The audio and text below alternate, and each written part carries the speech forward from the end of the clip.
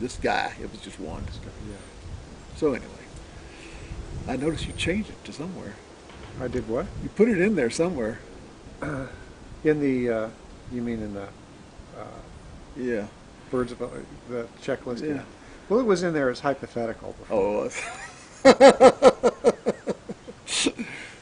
But since we now have photographic proof, thanks to Steve Collins, we can. We can both, and it's turned up We can twice be in the same generous. year. That's what's amazing to me, that I those know. birds have come back 2 times. No telling, maybe they've been coming out there for years. Well, we've been back. Of course, if you don't walk right through that very spot, I know it. they don't do anything. And they're awful hard to see. They're terribly hard to see. Those ones up at the airport in Apalachicola, you just got to be right on top of them to get them to move. Yeah. Yeah, you got to form a little line. That's what we did this year. I mean, we had enough people out on the prairie that we had all the Ewings, for instance, which is 4 people to So start I've with. never met the Ewings. Oh, yeah. Well, how old are the kids? The kids are now, I think, like 12, 17, and 19 or something. Oh, like so that. they're not babies. They're not babies now. The youngest one, Samuel, who I think maybe the best one is 12. And are the other ones in high school, college, what? I don't know what the oldest one is. I think they're all homeschooled. Oh, I don't know about the one who's 19. He may be in college now. I just don't know. yeah. And what do they do? What do the parents do? What's that? What do the parents do? I'm not certain. I know that the father, Dean, was trained as a wildlife biologist, but I don't know what how he's making his money or anything like that. But they seem to be really nice folks. Did you meet them at the count supper? No, oh, you were too busy. Yeah, you being know with how the they're putting pilot. on the show. They're very nice in that. The kids are good birders. Yeah. I'm always you just encouraged find to them. see young, because there's not very many of them. No, there's not. There's not. But then there weren't many to start No. with, which brings us right back around to your early days birding, because there weren't many people doing it, were there? No, Tell I me didn't about know that. any birders. I really didn't. I mean, I knew people like Frank Mead Right. and Dr. Austin, who was, he was a fine old gentleman, but he didn't have any patience at all, gruff as he could be. I found a indigo bunting nest on Wakahuta Road, Yeah. and they weren't recorded as nesting here. I called him up and said, "Oh, Dr. Austin, I found an indigo bunting. They don't nest here." Click. Hung up. God dang. So, there goes that little bit of knowledge to science.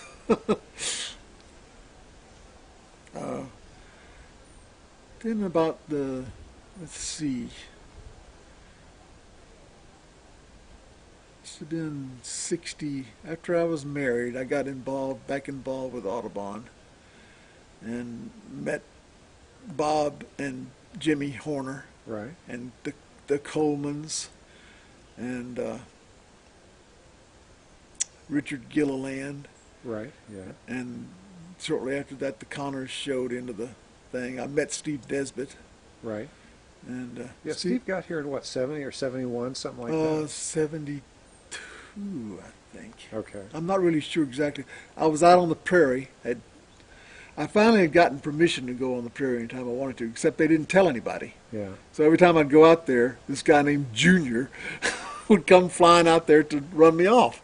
And I'd tell him what, the deal was, and then he'd forget about it or something. He'd come out there every time. But anyway, here comes this truck, and I thought, oh, shoot, here comes Junior again. And it was Steve. Yeah. And we just became good buddies right immediately. Well, what was it? I mean, what was your first meeting like? That sounds interesting.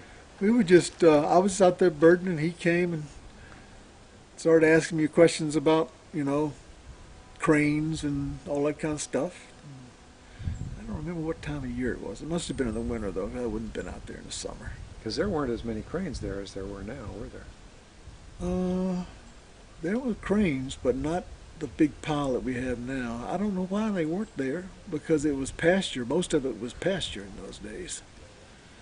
I think the population of eastern migratory cranes was very low. I think it was as low as 1,000 birds in 1941, and Really? it grew up because they didn't even know that they migrated down to Florida until 1958.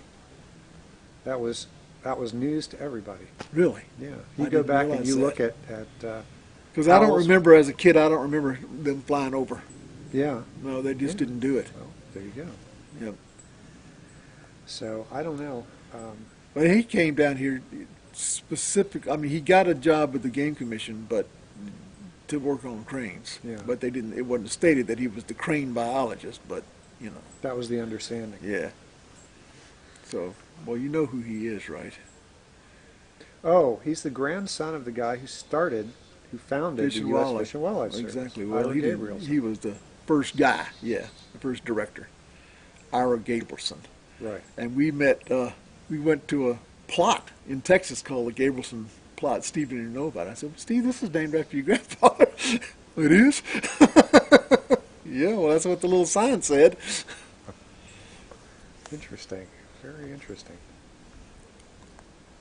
So that must have been great for you to have somebody with that level of knowledge. Oh, who yeah. You could go birding I mean, with. and, of course, that led to me working in, let's see, 79, I quit working for Sears and worked on finishing the house. And then I needed a job after I got to where we were living in the house, so I went to work for Morningside. Jessie got me that job. Jessie Conner. Yeah. How'd she And do that? She was working there. Oh, okay. So she influenced Phil Weinrich. Right. And well, Phil wanted me anyway. I think that I knew him. We'd birded some together. And but when the job came open, Jesse called me up and said, "You need to apply for this job. You'll get it." So I did. And I worked there for about a year and a half, and it got real politically screwed up. Oh, yeah? Yeah, so Steve calls me up one day and says, "Listen, I got this, I don't want you to be insulted, but I got this OPS job. It doesn't pay very much, and I can't guarantee you how long it'll last." I said, "Yeah, what is it doing?" I said, "Well, we've been working on catching sandhill crab." I said, "Show me where to sign the line. I'll be over there tomorrow if you want me to." And that's when I started working for the Game Commission as the grunt on the whooping crane project. It was a lot of fun. It sounds I could like it not was. believe they were paying me to do it. Except that one thing I noticed though, if you work at something like that 8 to 10 hours a day, you don't, come the weekend, I don't want nothing to do with birds. Find me a bar somewhere, give me a football game. But anyway, it was surely a lot of fun, and I learned a lot. And it was great. It's interesting. I mean, what you say is so true, and you see that in a lot of professional ornithologists who Yeah, oh yeah. have no interest once they leave the office during the day, going out in the Yeah, I mean, afternoon or on weekend to go bird watching. You never see Tom Weber out in the field or Dave No, well, Stedman. Tom Weber, I don't think you'd ever see him out there anyway. But now Cratter, see, he's an exception. Yeah, I was gonna bring I that think up. Robinson would be if he had the time, But those they are the exception, Yeah. I mean, I think about David Johnston, for instance. He wouldn't have gone bird watching on his own to save his life. Really? I don't think so. Tell me about David Johnston. I mostly knew him from working at Sears. Really? Yeah, because we knew each other through birds. Yeah. And he would come into Sears on Saturday morning, every Saturday morning, and gather me up, and we'd go on a coffee break and linger it out talking about birds and Interesting. stuff. That's interesting. Yeah. Yeah, he was an okay guy. Yeah. Kind of typical professory type guy, though. Yeah. How so? Well, is he still alive?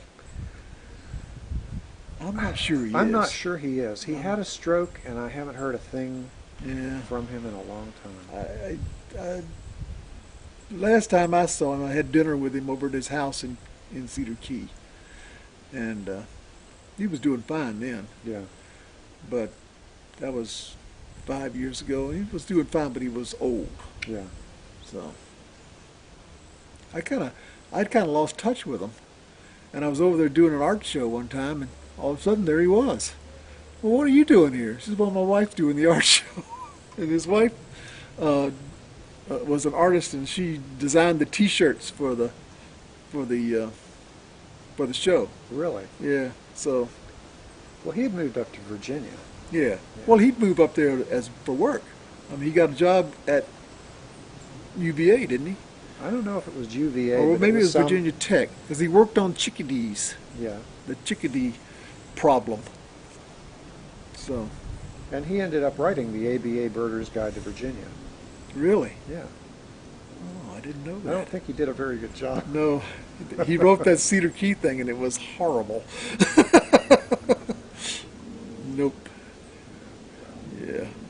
It actually kind of jerked me around. I mean, he asked me all these questions, and I sent him all the data that I had, and, Right.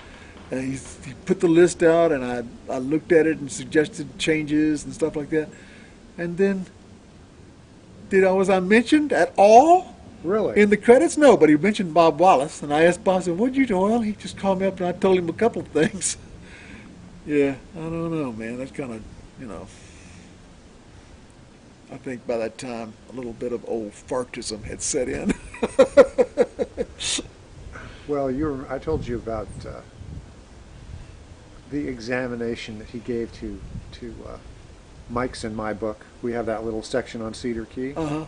And he had all kinds of weird criticisms, like, you mentioned a sand pine. There is no such thing as a sand pine. Long-billed murrelet. There is no such bird as a long-billed murrelet. Oh my God!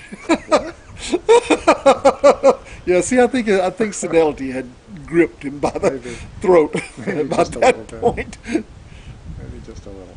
Oh well. Yep. So what is it? I mean, what is it like going back again in time? What's it like when you go birding, and yet there's nobody you can call up and say, "Guess what I found"?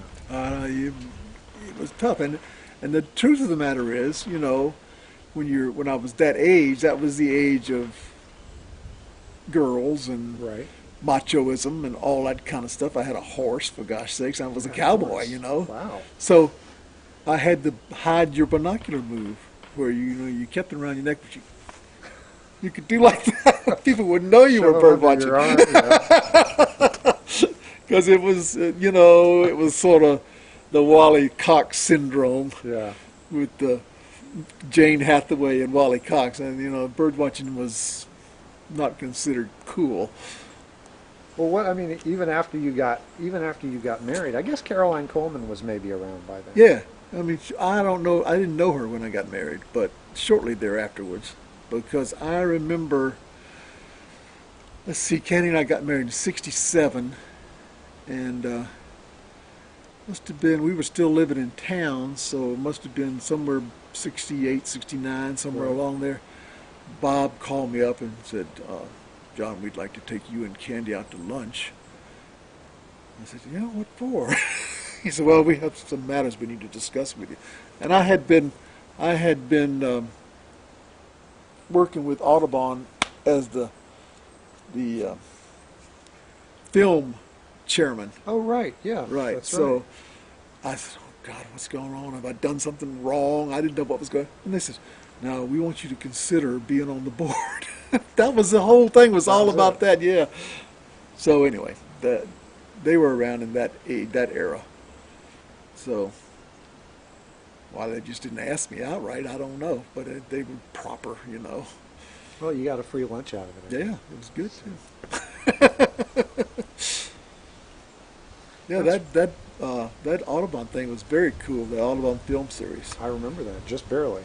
Yeah, I actually knew. Well, I didn't know him, and he probably wouldn't have known me if he hadn't had his right hand man tell him his guy's name is John, sort of thing. But he would say, "Hey, John, back again this year. I'll see you." That sort of deal. Who's that, Peterson? Peterson, yeah. And he's the only one I remember, except for the Craigheads. I remember them. Oh, neat.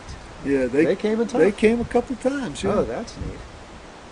Those guys must have had a heck of a schedule because I mean they'd be here, then they'd be in Sarasota, and they drove. They didn't fly. You couldn't fly to Gainesville in those days. No, I guess.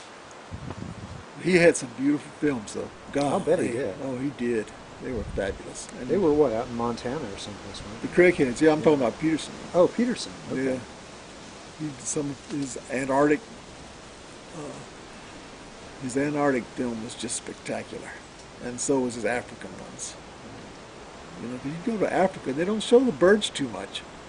It's all about the mammals over there. Right. So, you know, there's some of those little things like the superb starling. He had like 5 minutes of that thing. Wow. Oh, jeez. So he did concentrate on the birds. Yeah, he did. Yeah, right. That's pretty amazing. Yeah. That is a beautiful bird, but you know, boat-tailed grackles get Oh, one yeah, in the you sunshine, yeah. and it's Oh, I got some pictures of a brewer's blackbird that'll knock your socks off. really, Oh, they're just gorgeous birds. they really are.